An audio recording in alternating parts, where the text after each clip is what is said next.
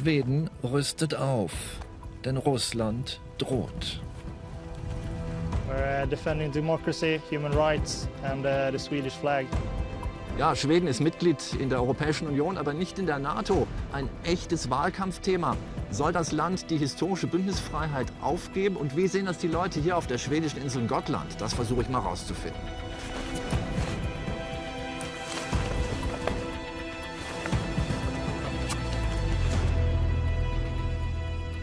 Könnten diese Steine reden, sie würden Zeugnis ablegen von brutalen Schlachten. Gotlands Inselhauptstadt Visby war durch die Jahrhunderte begehrte Beute für machthungrige Nachbarn. Wer die Ängste der Gegenwart verstehen will, muss in die Schrecken der Geschichte tauchen. Lars Kruthoff vom Gotland Museum führt uns durch die blutigen Schatten der Vergangenheit. This is the treasury where we keep all the silver hoards that we have found. One of the most important silver hoards. Yes. The biggest silver hoard in the world, actually, from this period. Gotland was, of course, very wealthy because of the trade. And that was, of course, also a big reason for people to come here and invade us, to be able to grab the wealth, take the silver. Gotland is geographically positioned in the middle of the Baltic Sea. So leaders, kings, have always tried to invade our island. And this exhibition is about the year 1361, when the Danish king Valdemar Atterdag came with his army and invaded Gotland. Why foreign powers are so interested in taking Gotland? Two main reasons. One of the reasons in the medieval period was that Visby was part of the Hanseatic League, so it was an important trading town. And also, if you want to rule this part of the world, Gotland is a very important place to have. And it's still the same thing today. 1808 eroberten auch die Russen Gotland. Nach 4 Wochen warf Schweden sie wieder raus. Und heute wird Schweden NATO-Mitglied, will Moskau atomare Iskander-Raketen in der russischen Enklave Kaliningrad stationieren. Es gibt Spekulationen, dass Russland Gotland erobern und S-400-Raketen aufstellen möchte. So könnte Moskau das gesamte Baltikum kontrollieren.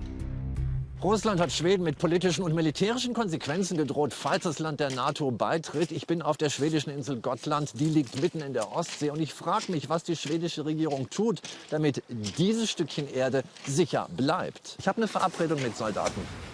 Geübt wird die Abwehr feindlicher Luftlandetruppen. Die Rekruten trainieren mit scharfer Munition. Ich folge Truppführer Benjamin. Ja, benämnt lådan. Är öppen på mitt kommando, alternativt till självförsvar. Från Filip Olof i strid med skyttar! Det är uppfattat! Från Filip Olof. Befinner mig i värnsystemet Sven Josefs. Har varit i strid med skyttar upp till troppstorlek. Kan fortsätta försvara terrängen. We are very good at what we do. So, and since we're living here on the island, we are prepared 24/7 if anything happens. So we're ready. Someone got to do it to protect Gotland and Sweden. Nach Ende des Kalten Krieges demilitarisierte Schweden die Insel.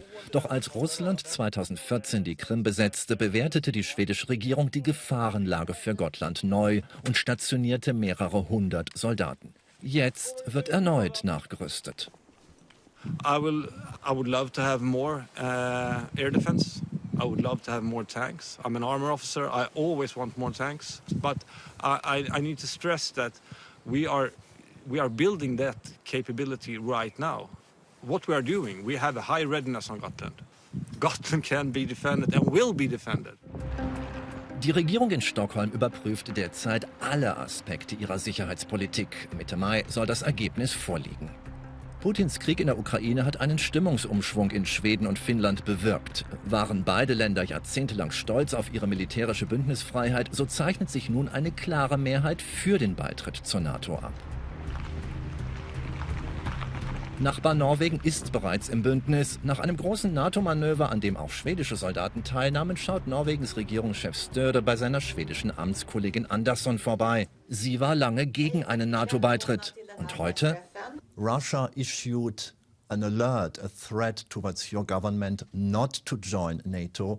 Given the recent developments in the war in Ukraine, are you considering to speed up decision-making to join NATO soon?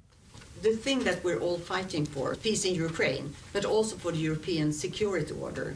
And one central part of that is that it's up to every country to decide by themselves. We make our own decisions and we make it in the speed that we decide ourselves. But NATO membership is not excluded. It is not excluded. We are going to do what we think is best for the safety of Sweden.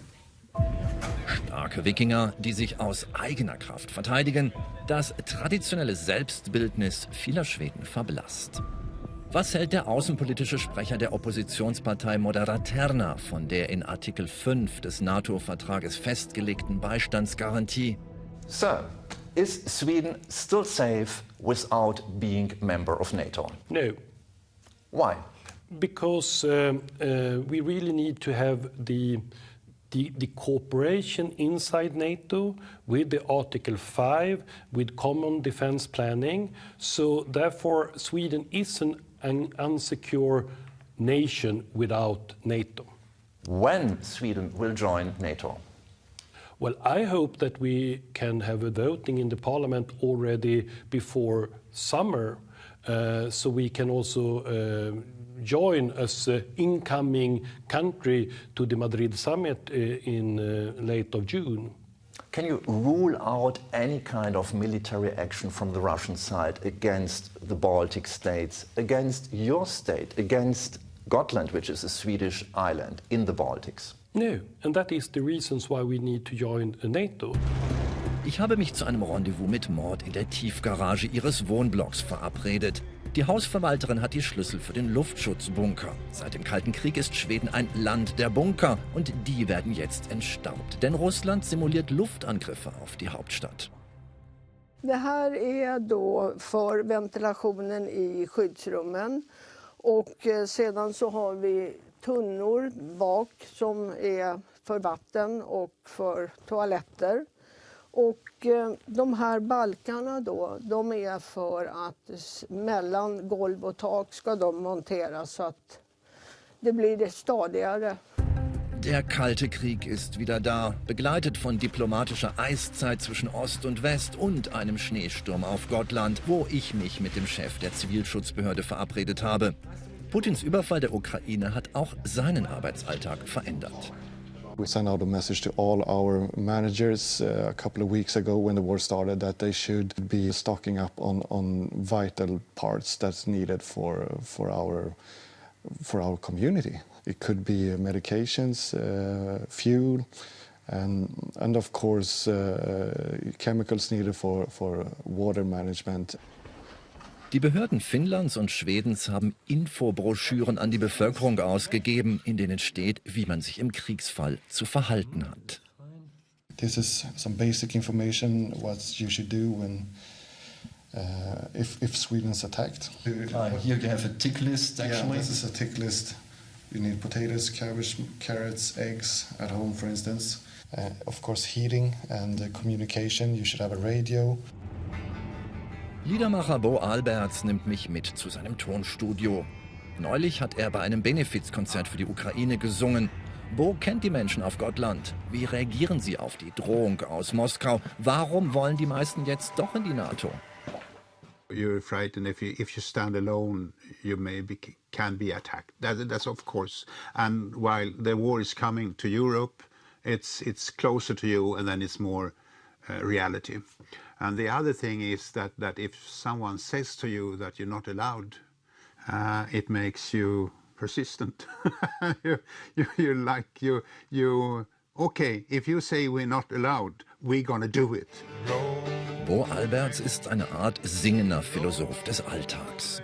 Den russischen Präsidenten Putin würde er gern mal was fragen. Ist Krieg wirklich notwendig? Ist dein Land denn nicht groß genug?